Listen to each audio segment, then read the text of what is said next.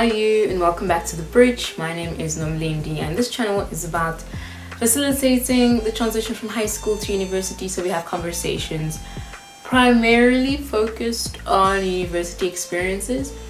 And welcome to today's video, which is our random Monday conversations. And today we're going to talk about all-nighters. All-nighters. And before we start, I've got a nice warm cup of tea with me just to hold because it's quite cold. All right, so let's start with this. To sum everything up, all-nighters are bad.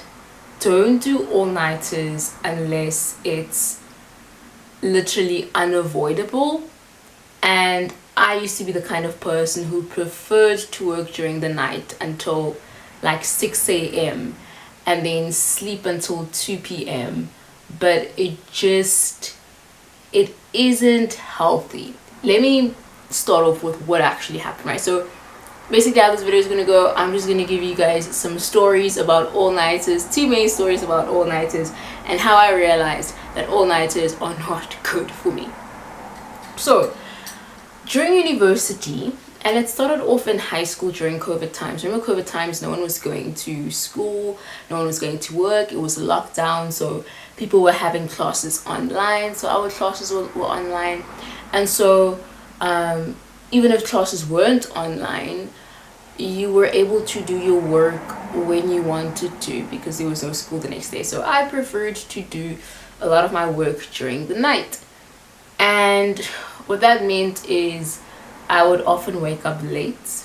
There was a math class that was happening at 8 a.m. every day. I literally think I missed half of them, which is not something I'm proud of, not something to be proud of. But I missed half of them. And anyways, we got to university, and we get to university, and it's still during COVID. It's 2021 at this time.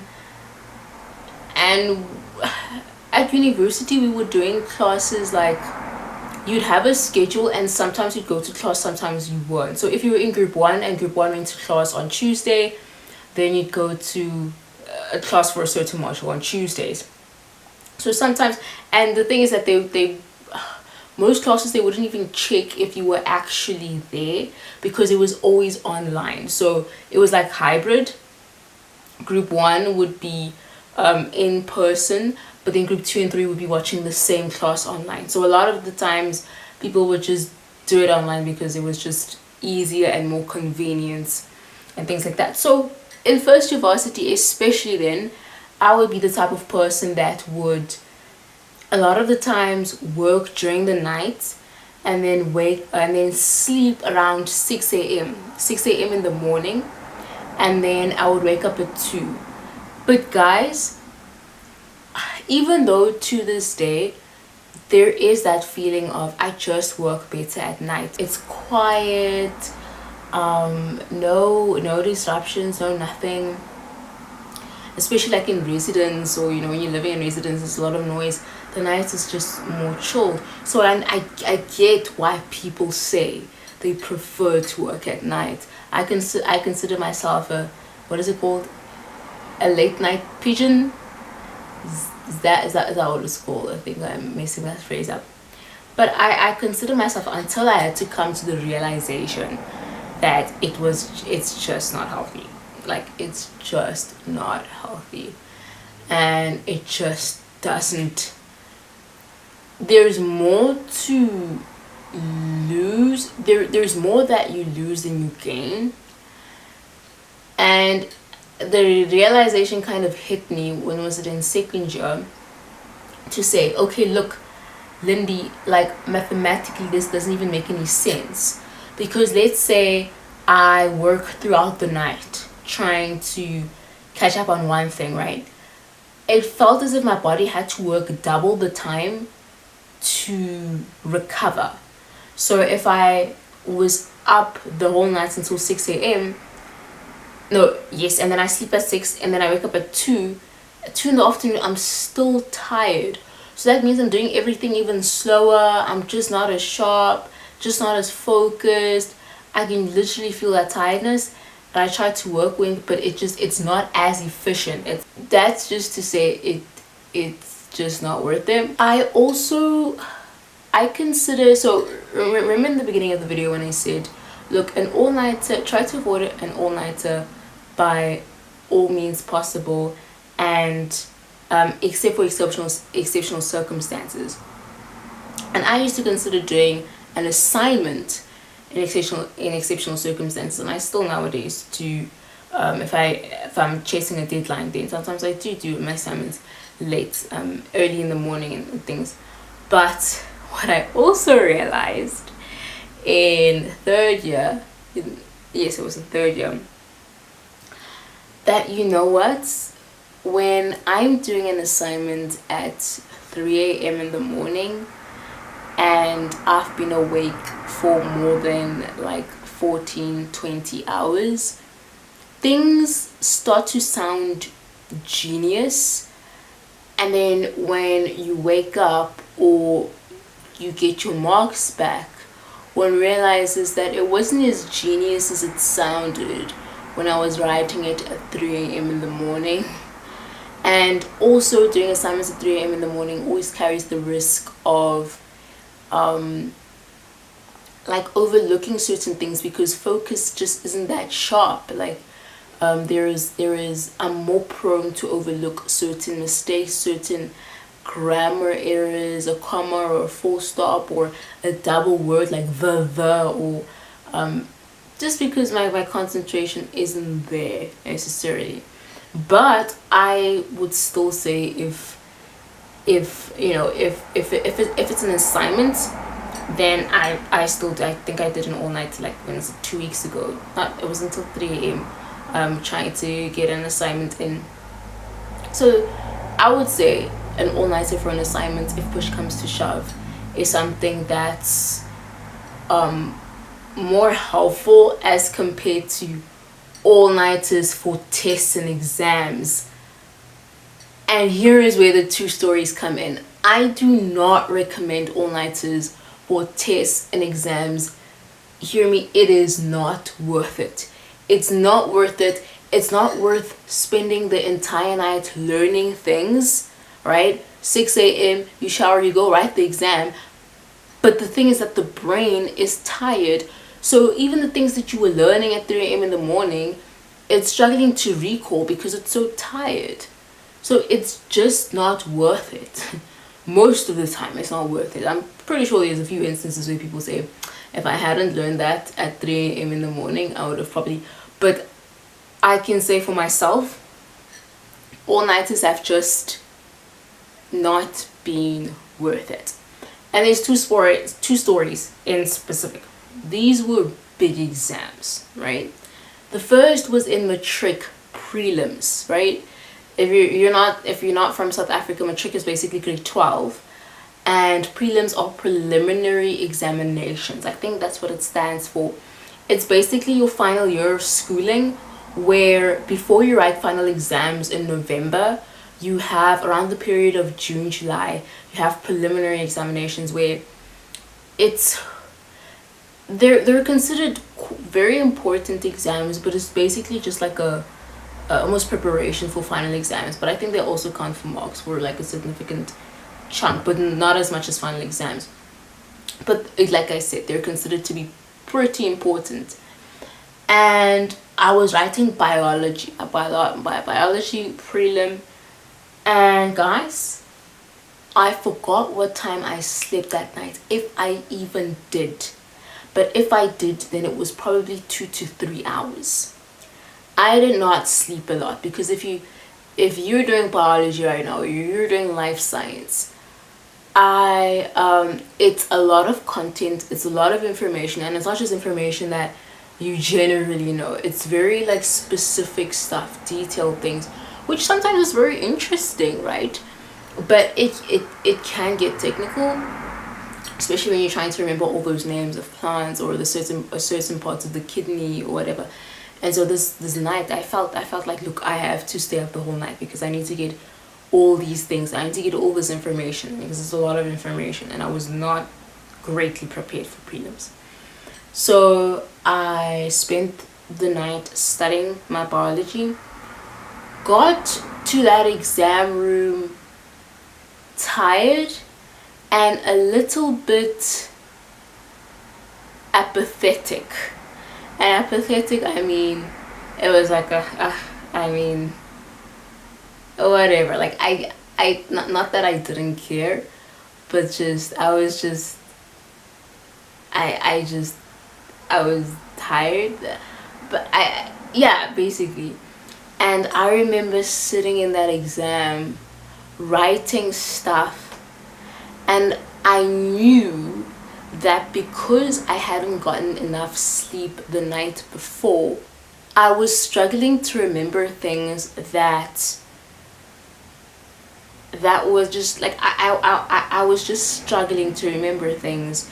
I was very sluggish in the exam. I was just writing. I wasn't really super focused. I was trying to be, but part of me just didn't care. It was not worth it. It was not worth not sleeping. It's not worth it. And then the second exam experience was another important exam. It was 4th year, first semester administrative law last year. And I remember I slept, right? But I slept maybe like 3 hours. So I slept at around 1, woke up at around 4. And then, or slept at 2, woke up, but it was around 2-3 hours of sleep. And the thing with law, right? If you know law, there's a lot of case law. So there's a lot of cases that you need to read. And you need to remember the names of cases, or yes, you have to remember the names of cases, or second best, the facts of the case and how they apply to that situation. But advisably, you need to know everything. And there were just a bunch of cases that I had to know for that particular exam. A bunch of cases, a bunch of case names, 3 hours of sleep. On my way to the exam room, it was raining. I misstepped. My half of my, like, to my ankle fell into like this little puddle of water.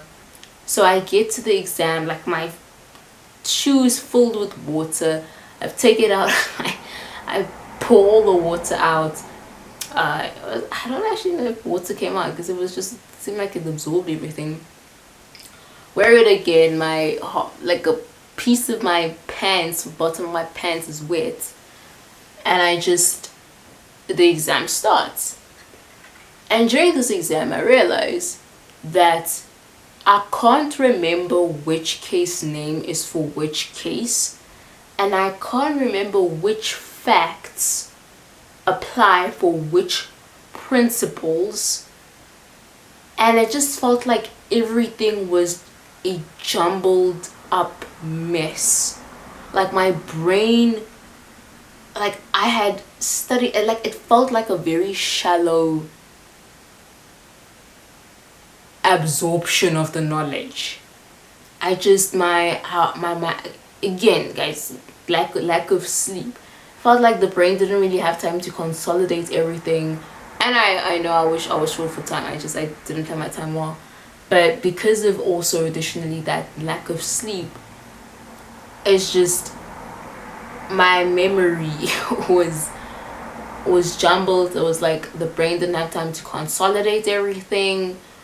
And so I was struggling to make like connections between what I saw on that paper and the knowledge that I had studied. Even if it was like a case or two, guys, I was struggling. So hopefully I remember the case or two, but I mean, it was not worth it. I can honestly say, looking back, it's literally just by God's grace and how he puts certain things and certain people in certain places to have allowed me, given me the grace to pass some of those exams, because some of the things that I wrote were questionable. But yeah, this is all to say. This is all to say, just to summarize, right? If you are pressed for time for an assignment, an all-nighter, though generally it's not advisable, I would say is more acceptable if it's for an assignment, because an assignment you write, you submit, it's finished, right? A huge no-no, learned through experience and through it not going well. A huge no-no is an all-nighter before you write a test or a big exam. Because here's the thing, with an all-nighter, one of the effects of not sleeping is that the memory, right? Your memory is like, for me personally, my memory is the first thing to glitch. So now, what's the use of having spent the whole night studying only to go and not remember? Because the brain's tired. I'm not telling you what to do. Sometimes all-nighters are worth it, but in my personal experience, usually when I do have an all-nighter, my memory just slides down. So here I googled effect of all-nighters. So here are scientifically, I don't know if these are very good websites, but it makes sense because I experienced that. Difficulty, trouble focusing and learning, poor mood, increased risk taking, that I can definitely attest to. So for example, I would do things I typically wouldn't do. Case in point, I was in a lecture hall and I'm not the person who answers questions during class, but this specific time I was sleep deprived and a question was asked and no one else was answering, so I just raised up my hand and I answered the question, which surprised me and those around me because I just wasn't someone typically who would do that. So it does increase risk taking and poor decision making. Difficulty retaining and forming memories. You don't sleep, struggle to remember. Reduced ability to problem solve and think creatively. Slow decision making, reduced ability to follow directions, and again, difficulty concentrating. So if you hear all these things, right, an all-nighter literally sets back the very things that you need to write a good exam. I mean, problem solving, creative thinking. Those are the exact same things that you need in order to have a successful exam. Increase risk taking, forming memories. That's like the primary one. So yeah, this was quite a long random Monday conversation, but I think it goes in depth of just my experiences with all-nighters and why I would actually advise against them. These days I am trying to sleep earlier. It's been a long journey of change because I still sleep pretty late, but I'm trying to reduce to make that time earlier. I'm trying to make it around before 12. I'm trying, but yeah, so thank you for sticking to the end of this video if you have, and the next video will go up on Wednesday and then on Friday again, and next week Monday, Wednesday, Friday.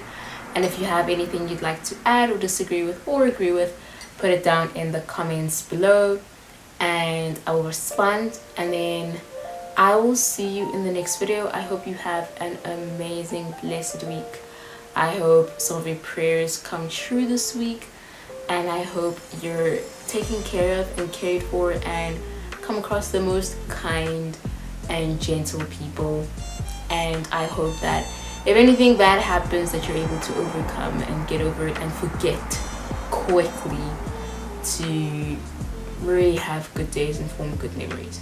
So until next time, have a good week, and God bless you, and take care of yourself.